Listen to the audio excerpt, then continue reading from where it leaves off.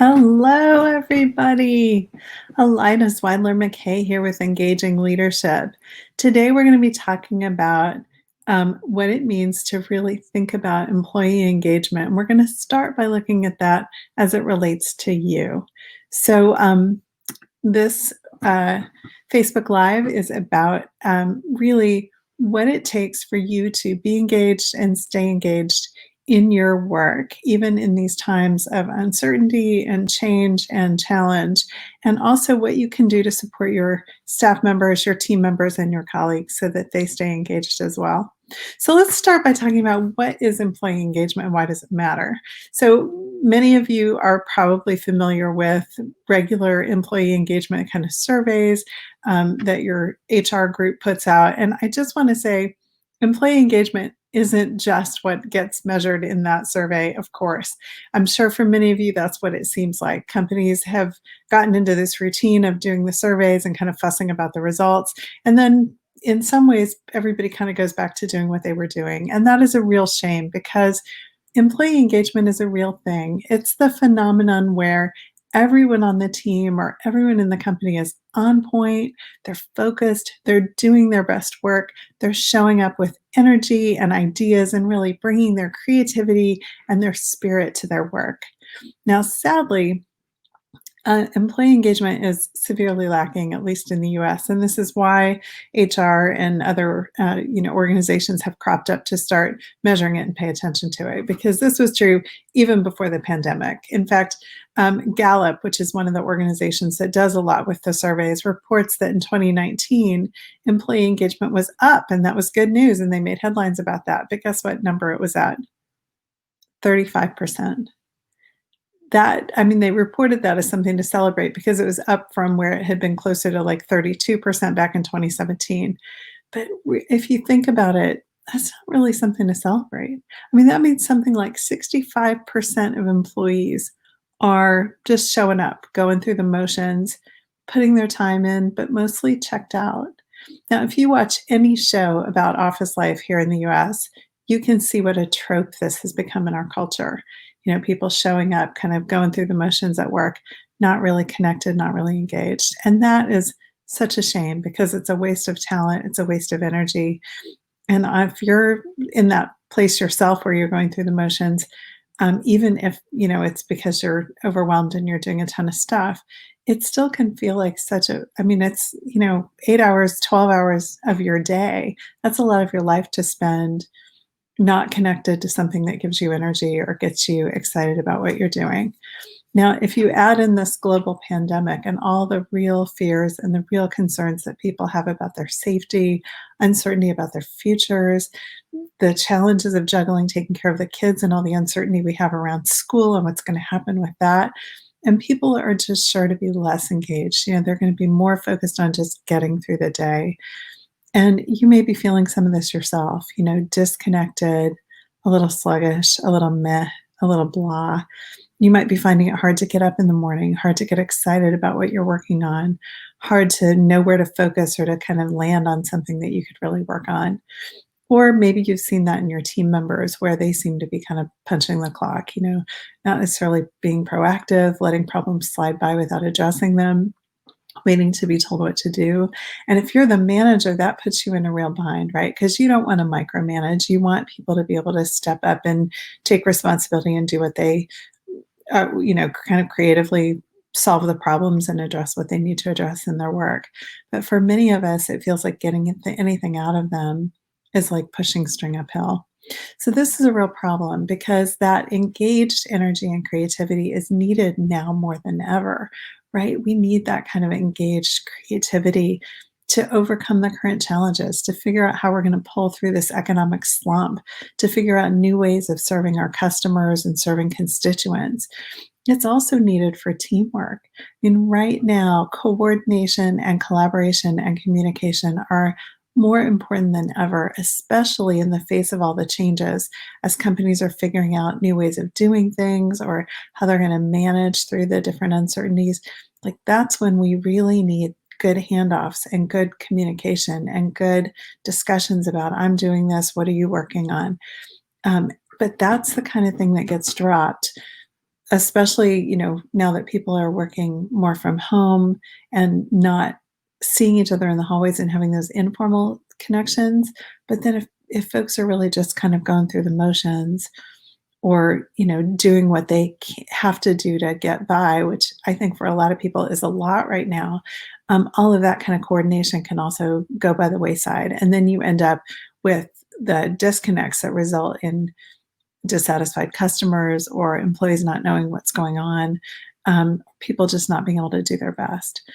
The people, the teams, and the companies that pull through this time most successfully are going to be the ones where people are able to get engaged and pull together and step up to those challenges. And so that means for you as a manager, engagement needs to be one of the top words in your vocabulary.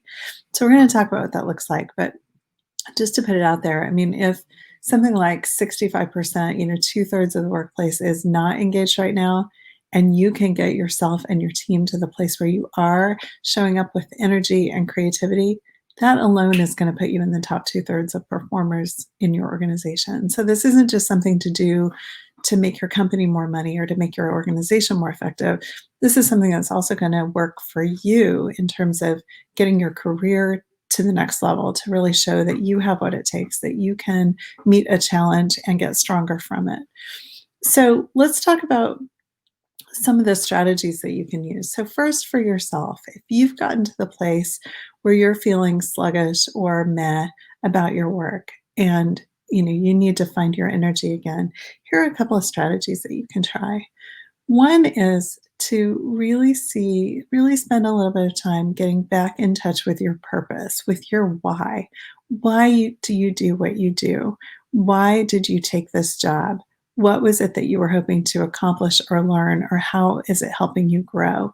If you can really get reconnected to your bigger why and then the why for the particular job that you're in, that can really be a way to re-energize your work. The next thing is then to use that why to keep you focused on what matters, that which can help with some of the overwhelm. I think one of the reasons that people are disengaging right now is that they feel like they're fighting a losing battle. The to-do list of what they expect to get done or what's coming at them every day to get done, would actually take a mere mortal like 5 days to do. So in that situation, of course, you're going to start to disengage and shut down. So sorting this out and really shifting your focus to a few key responsibilities is one of the ways that you can then have that sense of success, that sense of win, which will then help you get re-engaged and have more energy for your work. Now, sorting this out and shifting to a few key responsibilities will take some effort. And specifically, it will probably take some negotiation with your boss and with your colleagues, with the people around you. Now, those can be really tricky conversations, especially when everybody is swamped. It can feel hard to say, hey, hold on a minute, I need to sort this out, I need to prioritize. But it's absolutely necessary. So finding a way to do that that comes across as strategic, that focuses on the benefits for the company rather than making it about you, that's the other part of like engaging leadership that I focus on with my clients, how they can really come into those conversations from a strategic point of view and create a workload for themselves that's doable so that they can be successful and so that they can have the biggest impact that's going to support their success, not only for themselves, but in their role. And then as that relates to what the company is trying to accomplish. Now, the third strategy you can take on for yourself is to create some routines that fuel you. So make sure that you're getting enough sleep, that you're eating well, that you're exercising, having some rituals or practices that can help you shift gears when you're switching between home and work. So especially if you're working from home, the commute for people who drive to work every day or take public transit or whatever, getting yourself to work is one of the ways that you can make a shift between home and work. And if you're not in a position where you're doing that anymore, you're just working from home, you need different kinds of rituals that can help you really shift that energy so that you've got a boundary between when you're at work and when you're at home. And that includes, putting some boundaries around checking email at all hours or going back to your desk at all hours. So really having a way to like close down the laptop, put away the books, and move on to your home life, and then in the morning when you start work, having a way to set aside whatever the home responsibilities are and really show up and get yourself connected to your why and your work. That can really help with getting your energy back and connected to what you're trying to do. Now, when it comes to supporting your team members and helping them get more engaged, you know, as a manager, when you've got team members who are disengaged, one of the biggest challenges I think is that it can be really easy to get like caught up in this vicious cycle. And it goes something like this. Someone on your team is a little bit disengaged and they're underperforming. So you try a couple things to get them back on track, but they still don't step up. They're still not delivering. So what happens is that then you start filling in for them. You start covering for them. And that in turn results in them taking even less responsibility and backing off. And you feel bad because you're micromanaging and beating yourself up for taking on too much. And you feel even more overwhelmed because you're doing their job on top of yours. Does that sound familiar? I mean, if it does, you're not alone. I mean, remember, employee engagement's about 35% in this country. So if you have a team of 10 people reporting to you, that means 3 or 4 are engaged, but the other 6 or 7 are not. So no wonder you feel so overwhelmed.